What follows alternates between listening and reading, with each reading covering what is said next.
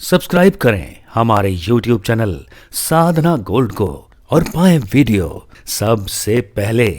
और हाँ, bell icon दबाना ना भूलें। देखो,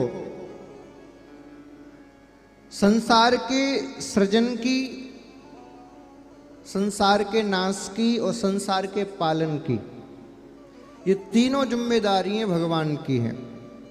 अब देखो, इन भगवान ने भी अपने पास टेंशन नहीं रखा, काम को बांट दिया। भगवान कहते हैं, बोले संसार का सृजन करने की यानी कि उत्पत्ति करने की जिम्मेदारी ब्रह्मा जी तुम्हारी, तुम उत्पत्ति करो। भगवान ने कहा पालन करने की जिम्मेदारी मेरी। भगवान नारायण की जिम्मेदारी है संसार का पालन करना। शिव जी बोले हम क्या करें? बोले तुम एक काम करो, यदि ज्यादा बढ़ जाए तो तुम संहार करते जाओ। तो संहार करने की जिम्मेदारी है शिव की। और हम सब कौन है? भगवान के अंश। तो मुझे बताओ, अंश के अंदर अंशी की शक्ति होती है कि नहीं होती है? जैसे आपके पास कोई सोने की अंगूठी है, उसके आपने 100 टुकड़े कर लिए, तो बताओ क्या वो एक टुकड़ा सोना कहा जाएगा या फिर लोहा? सोने ही कहा जाएगा। चाहे 1000 टुकड़े कर दो फिर भी सोना कहा जाएगा।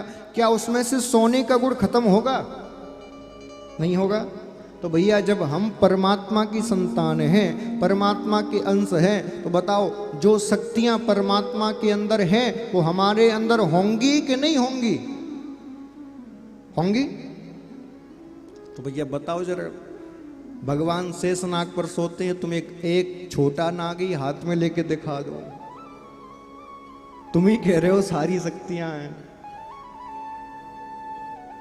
बोलो ना, सारी शक्तियां हैं। कैसे हैं मैं बताता हूं। जब किसी बच्ची और बच्चे का विवाह होता है और विवाह के बाद जब वो संतान उत्पन्न करते हैं, तो संतान उत्पन्न करते समय वो ब्रह्मा का रूप होते हैं।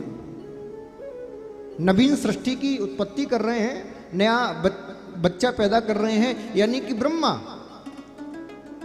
नई संतति की उत्पत्ति करना ब्रह्मा का काम है। तो जिस समय आपके घर संतान हो रही है तो आप ब्रह्मा का कार्य कर रहे हो, यानी कि ब्रह्मा की शक्ति आपके अंदर आ गई। जिस समय आप व्यापार करके धन कमा के अपने बच्चों के उदर का पालन कर रहे हो, उनका लालन पालन कर रहे हो, उस समय आप भगवान नारायण का काम कर रहे हो। तो बताओ क्या नारायण की शक्ति आपके अंदर नहीं है? और जिस समय आपका बच्चा बिगड़ जाए और आप उसको डांटो, फटकारो, गाल पर चांटा मारो, तो भैया डांटने फटकारने का काम है शिव का। तो भैया जिस समय आप अपने बच्चों को डांट रहे हो, संभाल रहे हो, उस समय आप भगवान शिव का काम कर रहे हो। तो तीनों शक्ति आपके अंदर ही तो है, बाहर है क्या? बताओ जरा। आप ही ब्रह्मा हो, आप ही विष्णु हो और आप ही शिव हो। इसीलिए हमारे ऋषियों ने कहा अहम ब्रह्मोस्मि, मैं ही ब्रह्म हूं। ब्रह्म कहीं बाहर नहीं है, मैं ही ब्रह्म हूं।